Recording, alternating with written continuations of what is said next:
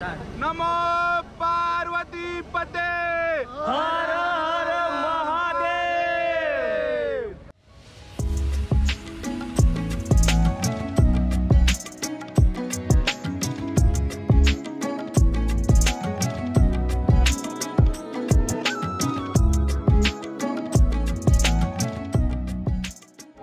नमस्कार मित्रांनो, स्वागत आहे तुमचं आपल्या नवीन ब्लॉगमध्ये। ज्या दिवसाची आपण वाट बघत होतो तो दिवस आज उजाडला आहे। आज आपण करणार आहोत केदारनाथची ट्रेक स्टार्ट। संध्याकाळपर्यंत पोहोचू, किती तास जातील माहीत नाही। नॉर्मली 9 ते 10 तास जातात, पण आता मी लवकरच ट्रेकला सुरुवात केली आहे। 4:30 वाजलेत आणि आता ट्रेकला मी सुरुवात करणार आहोत, पण त्याच्या आधी चहा घेणार। ट्रेकिंगला सुरुवात झाली आणि मस्त कानटोपी, ग्लोव्ज, जॅकेट वगैरे घालून एकदम तयारीनिशी आम्ही सर्व ट्रेकिंगला सुरुवात केलं आहे।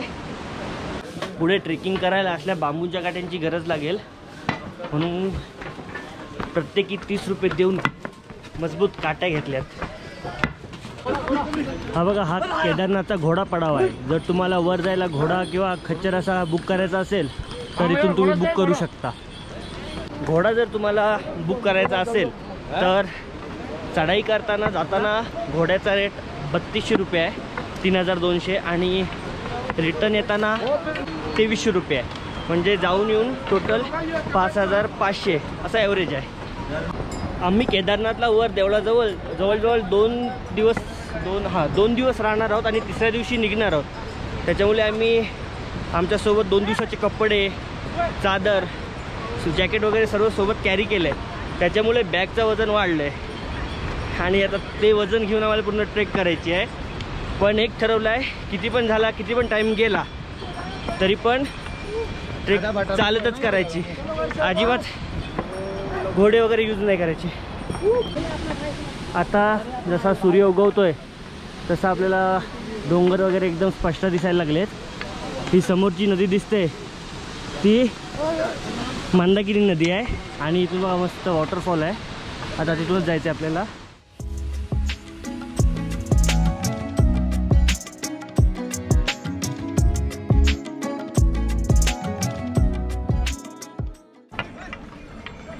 थांबायचं नाही गड्या, थांबायचं नाही, चला। हा बघा, हा पहिला स्टॉप आहे। इथे तुम्हाला जर नाश्ता वगैरे करायचा असेल तर तुम्ही करू शकता। खूप लोक इथे जमलीत, ब्रेक घेतला प्रत्येकाने। आम्ही पण इथे ब्रेक घेतला, पहिला ब्रेक। आता वेळ झाला आहे ड्रोन शॉट्सची। चला, पूर्ण सेटअप केला आहे। उडव,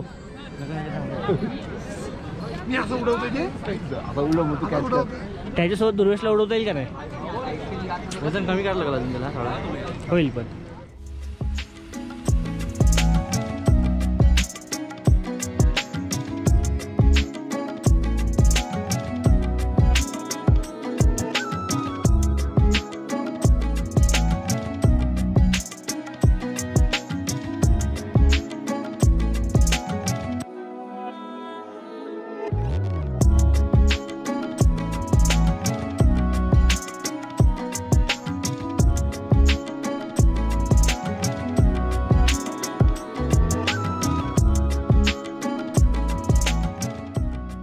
आम्ही 8 जणांनी ट्रेकिंगला सुरुवात केली होती, पण आता जसा जो तो ब्रेक घेतोय त्याच्याप्रमाणे आता आम्ही 5 जण एकत्र आहोत।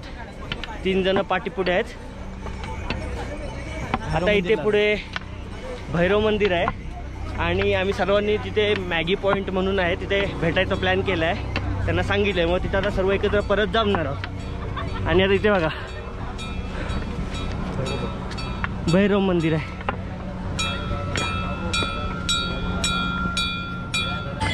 इकडे पाठी बघा मॅगी पॉईंट आहे आणि ते आता सर्वांना थांबा सांगितलं। कोण कोण थांबलंय बघूया। हो, इथं आम्ही पहिला ब्रेक घेतला आहे। लोक बोलतात की पहाडो में आल्यावर मॅगी खाल्लीच पाहिजे, तिची टेस्ट वेगळीच असतं।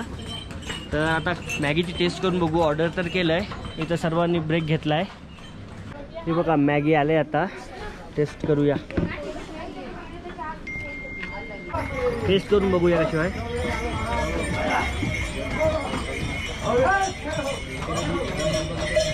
ठीक आहे, तसा मॅगीमध्ये काही जास्त फरक नाही आहे, पण इथे डोंगरात आलो आहे तर त्याची खाण्याची मजा काही वेगळी आहे, एवढंच।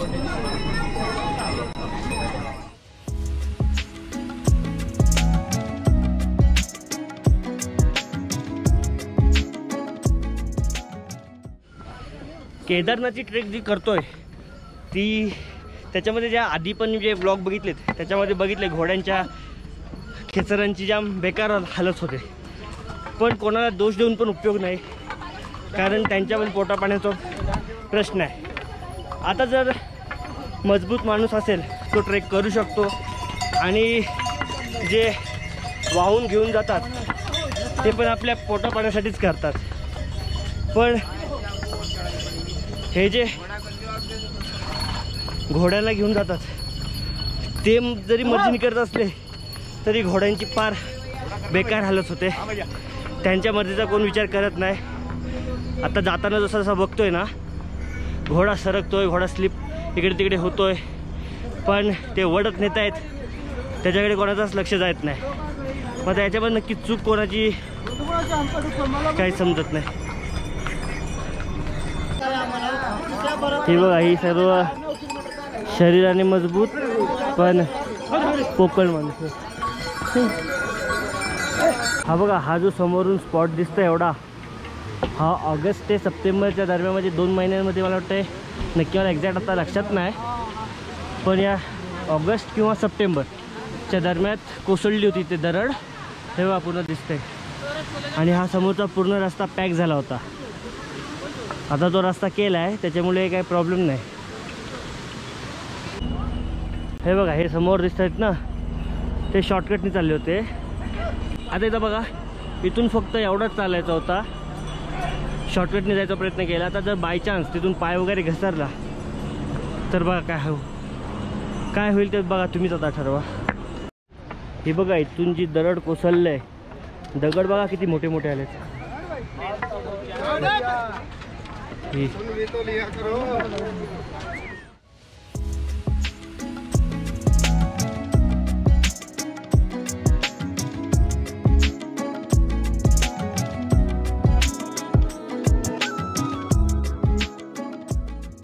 मी ब्लॉग करत करत एकटाच पाठी राहिलो आहे. माझ्यासोबत सुजल आणि दुर्वेश आहेत आत्ता पुढे, बाकी सर्व गेलीत पुढे.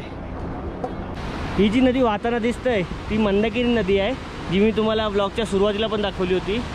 आणि त्याच्यावरून जो ब्रिज चालला आहे तिथून आपल्याला जायचं आहे. तिथून आपण एंट्री केली, आणि आता इकडे बघा,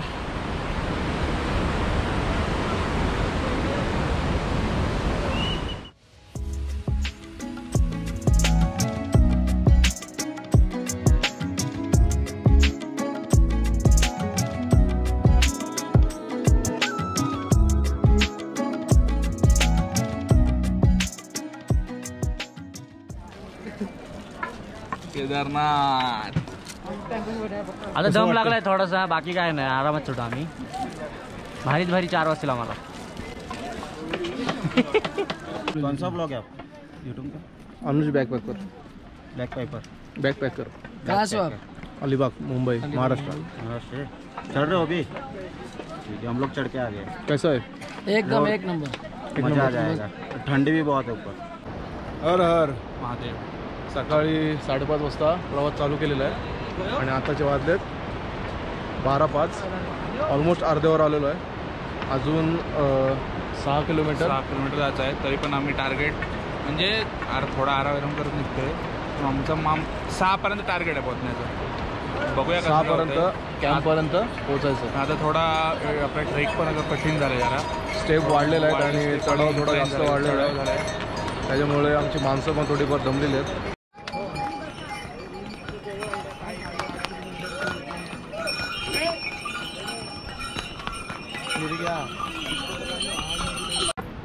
ट्रेक जेव्हा स्टार्ट केली होती तेव्हा जास्त चढण नव्हती, म्हणजे नॉर्मल रोड होता, तर तेव्हा जोशात चढायला सुरुवात केली.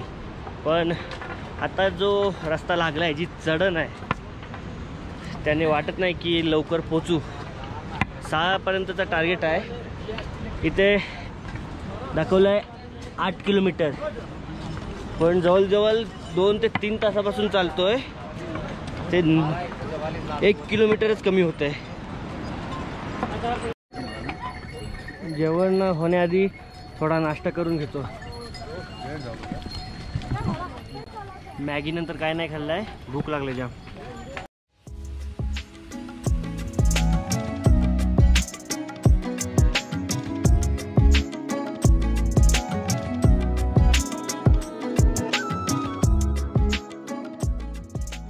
केदारनाथची ट्रेक वाटते तेवढी सोपी नाही आहे. आपण बोलताना बोलतो की हां 10 तास जातात 12 तास जातात, पण जेव्हा ते चालायला लागतात तेव्हा समजतं की नक्की ट्रेक काय आहे. नॉर्मल रोडवर चालायचं झालं तर आपण चालू शकतो, पण चढणीच्या रस्त्यावर चालायला खरंच कठीण आहे. आणि आम्ही अजून पण पोचलो नाही.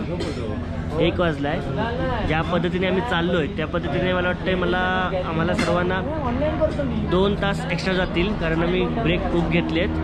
दुपारी 2 वाजता जेवायचा प्लॅन होता, पण आता 1 वाजला आहे. पण सर्वांना जाम भूक लागले म्हणून ते जवळच एक हॉटेल होता. बघतोय तर 1 वाजला आहे म्हणून विचार केला सर्वांनी की आता इथे जेवून घ्यायचं आहे. तिथे सर्व बसलो आहे जेवायला. पराठा ऑर्डर केला होता. मस्त पराठा आला आहे, आलू पराठा. हा बस. सगळी बोलते पाणी जाम गार आहे. आता जाऊन बघतो काय गार आहे काय. हात धुवायचे.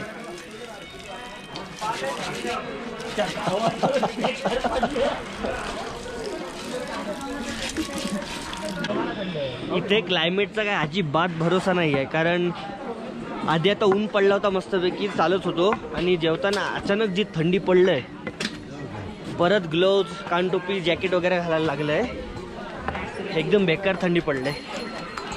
केदारनाथची ट्रेक करत असाल तर खच्चर अवॉइड करा, कारण जेव्हा रस्ता ओला झालेला असतो आणि त्याच्यावर न जातात तेव्हा स्लिप होण्याचे चान्सेस खूप आहेत.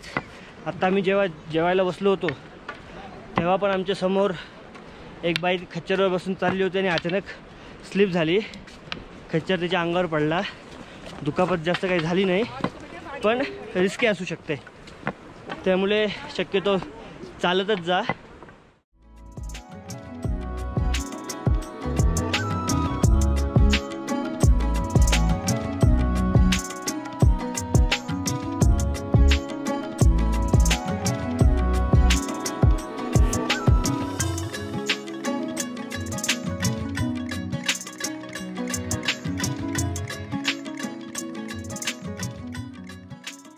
जवळजवळ आत्तापर्यंत 11 तासाची ट्रेक झालं आहे, आणि आमचा ग्रुप पुढे गेलेत 5 मेंबर ग्रुपचे, आणि आम्ही 3 जण सोबत चाललो आहे. ते आता बहुतेक 10-15 मिनटात पोहोचतील.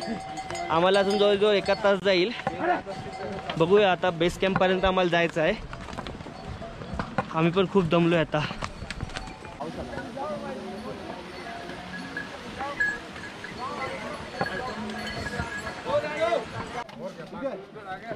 लिंचोरी गावात आलो आहे. गाव एकदम भारी आहे. मी आधी एक सिनेमॅटिक व्हिडिओ आता टाकली होती बघा. बघायला गाव एकदम भारी वाटतंय. वरून मी एक मस्त शॉट घेतो. आणि खरोखर ट्रेकिंग जरा हार्ड आहे, पण आज आम्ही वर पोचलो नाही. पण डोंगर वगैरे बघून जो बर्फाचा डोंगर जो स्टार्टिंगला दिसला होता त्याच्यावरनं समजते की लोक जन्नत का बोलतात. हलका हलका बर्फ पडायला लागला आहे. बर्फ पडताना अजून कधी बघितला नाही. काय भारी येईल मजा. पडू दे, पण आधी आम्हाला बेस कॅम्पपर्यंत जाऊ दे. आवाज पण बदलला आहे माझा आता. तुम्हाला वर जाऊन या गावाचा व्ह्यू देणार होतो, पण बघा पूर्ण धुक्याने भरला आहे. एक पण दुकान क्लिअर दिसत नाही. फक्त हे समोरची 2 दुकानं आहेत, टेंट आहेत, तेवढंच दिसतं आहे. आणि मागे मोठमोठे डोंगर आहेत, काहीच दिसत नाही. सर्व धुक्याने भरलं आहे. आता इकडे जायचं आहे आपल्याला. रेंज गेलं आहे.